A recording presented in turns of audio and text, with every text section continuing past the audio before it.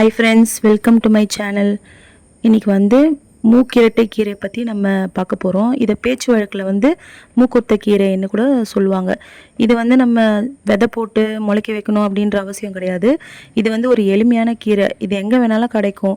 Road சைடில் கிடைக்கும். நம்ம நடப்பாதையில் இருக்க ஒரு கீரை தான். இதோட மருத்துவ பயன் நிறைய இருக்குது. நீங்கள் சர்ச் பண்ணிங்கனாலே உங்களுக்கு தெரியும். ஆனால் அதை வச்சு எப்படி குழம்பு நம்ம ஈஸியாக செய்யலாம் அப்படி தான் இதில் பார்க்க போகிறோம். இது மிளகு, சீரகம், வெந்தயம், அப்புறம் பூண்டு, இது எல்லாத்தையுமே எண்ணெயில் போட்டு நம்ம ஃப்ரை பண்ணி எடுத்துக்கணும். சுக்கு ஒரு துண்டு அதையும் ஃப்ரை பண்ணி எடுத்துக்கணும். சுக்கு சேர்க்கும் போது நமக்கு இதில் வாயு தொல்லைலாம் தீரும்.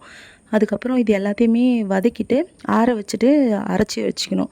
அப்புறம் இன்னொரு கடாயில் கொஞ்சோண்டு எண்ணெய் ஊற்றி வெங்காயம், தக்காளிலாம் கொஞ்சம் போட்டுட்டு அது கூடயே இந்த அரைச்சதை சேர்த்து கலந்துட்டு அப்புறம் மிளகாத்தூள், உப்பெல்லாம் போட்டு நல்லா கொஞ்சம் ரசம் மாதிரி தண்ணியாக வச்சுக்கணும். அப்போ தான் நம்ம சாப்பாட்டில் இதை ஒரு தண்ணி பதத்தில் இருந்ததுன்னா நம்ம நிறைய ரசம் எப்படி ஊற்றி சாப்பிடுவோமோ அந்த மாதிரி நிறைய ஊற்றி சாப்பிட்ணும்.